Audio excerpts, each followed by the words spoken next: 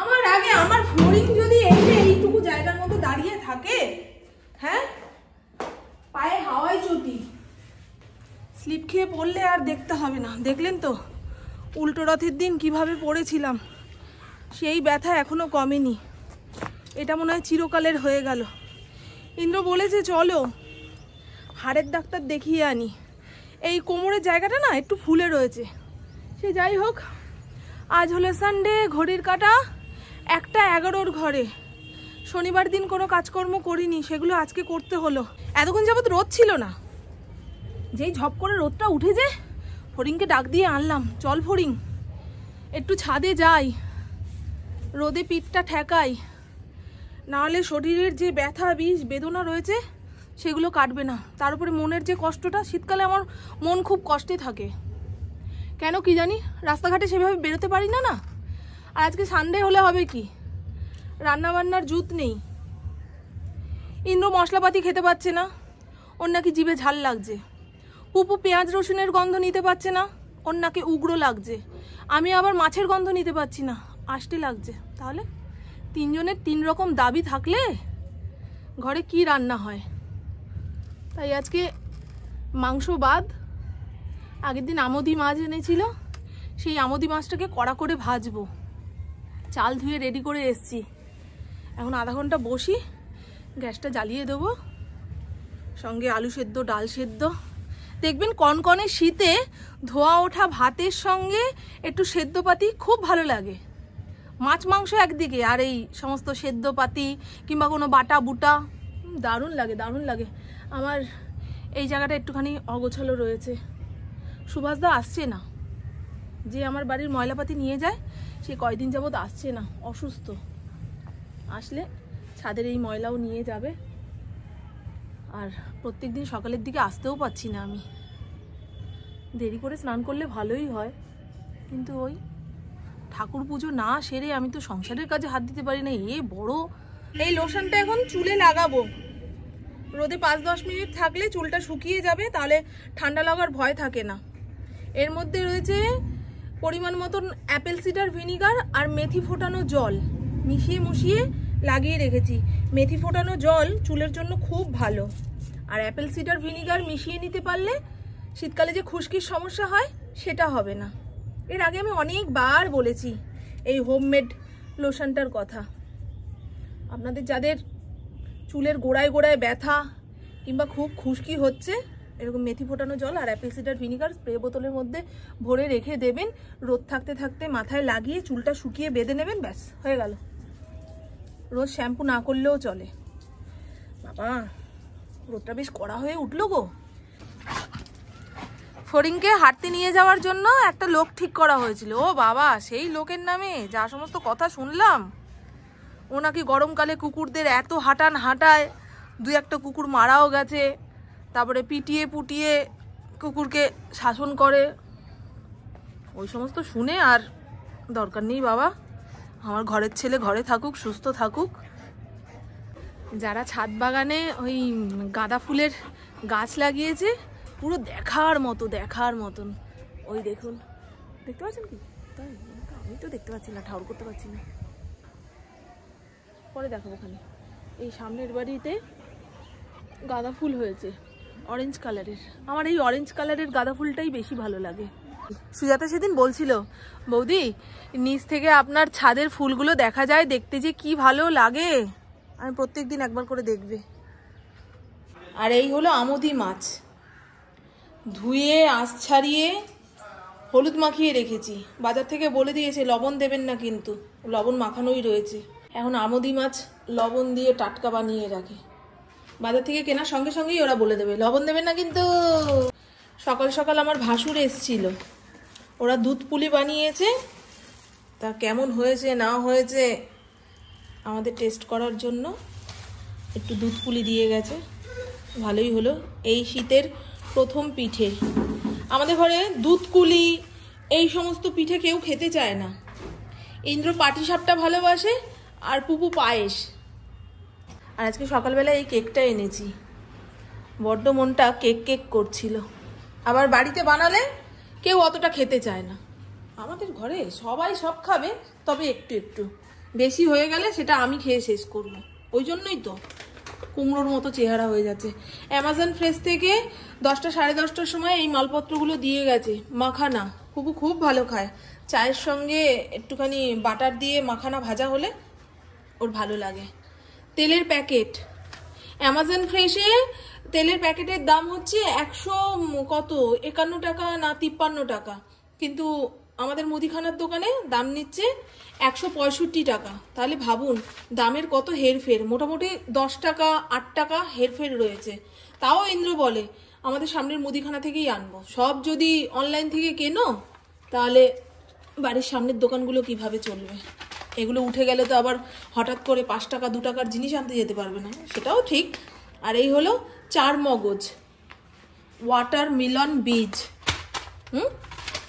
একটু নিরামিষ তরকারি পাতিতে এই 4 মগজ বাটা দিলে বেশ ভালো লাগে, অনুষ্ঠান বাড়ির মতন স্বাদ আসে। চলুন, হ্যাঁ আর বেশি বকতে পারছি না, এবারে দেখাই আমার ঘরের অবস্থা। সেই যে সেই ভালো লাগে না, উঠাতে ইচ্ছা করে না। এই যে আমার পুপু আজকে অনেক সকাল সকাল ঘুম থেকে উঠেছে, মানে অন্য দিনের তুলনায় আজকে একটু সকাল সকাল উঠেছে। ভাববেন না, ভোর 4টের সময় উঠে পড়তে বসেছে। ওর কাছে সকাল মানে 9টা, ভোর মানে 7টা 7:30। কালকে কলেজ, বাবা এই ঠান্ডার মধ্যে কি করে যাবে? তুই কলেজে পড়িস তো? ওর একদিন বাদে একদিন করে 4টে পরীক্ষা রয়েছে। এই 4 দিন কলেজে যাওয়ার পরে আবার ছুটিতে থাকবে। ভালো হয়েছে, এই কনকনে শীতে এত দূরের রাস্তা ট্রেনে বাসে করে যাওয়া খুব কঠিন। বলছি না যে আমার মেয়েই একা এই কঠিন কাজ করছে, আরও শত সহস্র বাচ্চা কাচ্চা রয়েছে তারা দূরের কলেজে যাচ্ছে, কিন্তু আমার সন্তানের কষ্টটা আমারই বেশি চোখে লাগবে, তাই না? সবার কষ্ট যদি আমি দেখতাম তাহলে তো দুনিয়া উল্টেই যেত। আমার সন্তানের কষ্টটাই আমার কাছে সবচেয়ে বড় কষ্ট। রবিবার মেঘলা দুপুরের লাঞ্চ মেনু বেগুন পোড়া, আমি আর ইন্দ্র খাবো। টমেটো, কাঁচা লঙ্কা, পেঁয়াজ, ধনেপাতা দিয়ে একটুখানি আলগা করে ঘেটে রেখেছি, পরে চটকে মাখবো। এই হলো কুড়মুড়ে করে আমুদি মাছ ভাজা। একটা মাছ ভেজে পুপুকে দিলাম, দেখ তো লবণ ঠিকঠাক আছে কিনা, না লবণ মেশাবো, বলে মা ঠিক আছে। এই হলো মাছ ভাজা। এখানে লাল লাল করে আলু ভাতে মাখা। এই কালার দেখেই ইন্দ্র চেঁচাবে, হ্যাঁ আজকাল তুমি তরকারিতে ঝাল বেশি দিচ্ছ। ওর মাথায় ঢুকে গেছে জানেন তো, লাল ঝাল মানেই শুকনো লঙ্কার রান্না। এই হলো ডাল সেদ্ধ, অল্প একটু কাঁচা লঙ্কা কুচিয়ে দিয়েছি। এখন ইন্দ্রর নতুন কথা হয়েছে, তুমি তরকারিতে প্রচণ্ড ঝাল দিচ্ছ, প্রচণ্ড ঝাল দিচ্ছ। চলুন বন্ধু, ভালো হয়েছে না? দেখবেন কনকনে শীতে এই ধরনের খাওয়া খেতে খুব ভালো লাগে, মাছ মাংসর থেকেও। হোক না রবিবার, এক একটা রবিবার এইরকম খাওয়া দিয়ে সারতেও ভালো লাগে। আর এখানে সবুজ মুগ ভিজিয়ে রেখেছি, কালকে পুপুর কলেজ রয়েছে, তো পরীক্ষার সময় টিফিন বের করে নাকি খেতে পারে না। এই সবুজ মুগের স্যালাড বানিয়ে দেবো, সেটা টাইম মতো খেয়ে নেবে, তাতেই পেট যা ভরার ভরবে। আজকের ভাতটাও বেশ ঝরঝরে করে নামিয়েছি। আবার কখন বেরোনো হবে? আজকে আর বেরোনো নেই? দেখো অবস্থা, দেখো অবস্থা। তাহলে তোমার ভাতটাও বেড়ে ফেলিস না? ডাল সেদ্ধর বাটি টেবিলে এনে রাখলাম, যার যতটুকু লাগবে নিয়ে নেবে। আজকে এই ক্রিসমাস ট্রি তুলে ফেলবো, কতবার ঝাঁকিয়ে নাচিয়ে এই স্যান্টা দাদুকে নিয়ে চলে যাচ্ছে, তার ঠিক ঠিকানা নেই। আর 7 দিন ফেলে রাখলে গাছ খুঁজে পাওয়া যাবে না। ও মা এসো, মা এসো, খেয়ে দে নাও। আর জলে হাত দিতে পারছি না, রোদ পড়ে গেছে, ট্যাঙ্কের জল ঠান্ডা। ঘরদড়ির কি অবস্থা, ওই মেঘলা হলে না ঘরের অবস্থা এরকমই থাকে। ভাত বেশি হয়ে গেছে আমার। শীতের অতি ভারী নাইটি বেরিয়েছে, বের করার সঙ্গে সঙ্গে দেখলাম পেটের কাছে এতটা খোপলা হয়ে গেছে, পিঠের কাছে এতটা খোপলা হয়ে গেছে। এটাকে যদি সেলাই ফোড়াই না করে নিই আর পরা যাবে না, বুঝলেন? এখন গায়ে গলিয়ে নিয়েছি। এবারে চা বসাবো, চা না খেলে শরীর গরম হবে না। ওয়াশিং মেশিনে এত জামা কাপড় কেচে ধুয়ে ফেলে রেখেছি, ঠান্ডা বরফ এখন মেলবো না, শুতে যাওয়ার আগে মেলে দেব। আপাতত এটা উপরের ঘরে রেখে আসি, নাহলে মনে থাকবে না জানেন। আবার সকালে এসে বলবে এ বাবা এগুলো মেলতে ভুলে গেলাম। এই তো হচ্ছে গন্ডগোল।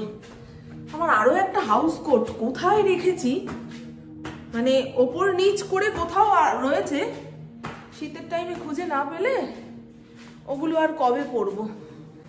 জলের কাজকর্ম করলে পায়ে জলের ছিটা এসে পড়ে, এই কেমন কাজের ধরন কে জানে। কিন্তু এই মুহূর্তে একটু মোজা পায়ে দিতে পারলে, মাথায় টুপি দিতে পারলে শরীর গরম থাকবে। রাতে কিছু করতে হবে গো, খাটে বসে আটা মাখবো, তারপরে ঝটপট 6টা রুটি করব, সঙ্গে আলু চচ্চড়ি করবো, ব্যাস ওই দিয়ে রাতে খাওয়া। এই জায়গাটার অবস্থা দেখছেন, পরিষ্কার পরিচ্ছন্ন করতে পারিনি। দুপুরবেলায় রান্না বান্না সারতেই 2:30 বেজে গেল, দেরি করে সব চাপিয়েছি। তারপরে ইন্দ্র চলে আসলো, তাকে খেতে দেবো, নিজেরা খাবো না রান্নাঘর পরিষ্কার করবো। রান্নাঘরটা সাপটে নিয়েছি, এইবারে যে চাটা বানাবো সেটা স্বাদ আসবে। বিকেলের দিকে রান্নাঘর অগোছালো থাকলে কিংবা অপরিষ্কার থাকলে দেখবেন চায়ের জল চাপাতেই ইচ্ছা করে না, সেটাকে এতক্ষণ দাঁড়িয়ে ফোটানো তো দূরের কথা। এই কাঁচিটা অনলাইন থেকে আনিয়েছি, তবে হাতলগুলো এত বড়, কোনো কিছু কাটতে গেলে অসুবিধা হচ্ছে। সে যাই হোক, মজবুত আছে। এবারে বাইরে বেরোলে কতগুলো চা খাওয়ার কাপ কিনবো, জোড়ার কাপগুলো ভেঙে গেছে। মা মেয়েতে চা খেতে বসি তো, একই ধরনের দুটো কাপ না হলে মনে হয় চায়ের স্বাদ 19-20 হয়ে গেল। আপনাদের সঙ্গেও কি এরকম হয়? রঙ্গবতী রঙ্গবতী কনকলতা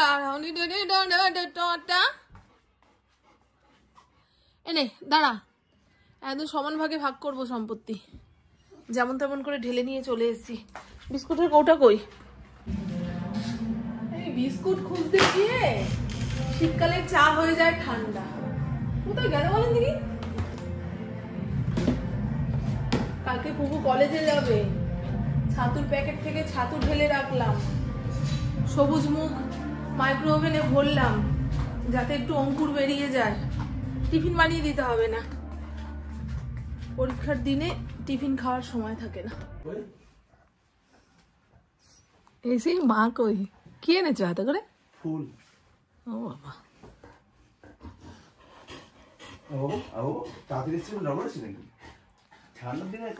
আমরা সবে চায়ের কাপের চা শেষ করলাম, আর একটু আগে আসলে তো চা খেতে পারতে। হ্যাঁ তাই তো, চুল টুল ঠিক আছে। আর এই তো বন্ধু, ঘড়ির কাঁটা 9:15 ঘরে।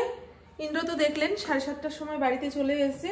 আমিও ঝটপট রাতের রুটি বানিয়ে ফেলেছি, একটু বেশি করেই বানালাম, যদি থাকে তো কাল সকালে ইন্দ্র খেয়ে নেবে। এখানে ফুলকপি আলুর তরকারি বানিয়েছি। আমাদের ইন্দ্র এখন রাতের রুটি মিষ্টি দিয়ে খায়, আর যেটুকু তরকারি দেবো ওই হাঁড়ির ভাতটুকু খাবে। তো চলুন, আজকের মতো কাজ বাজ শেষ।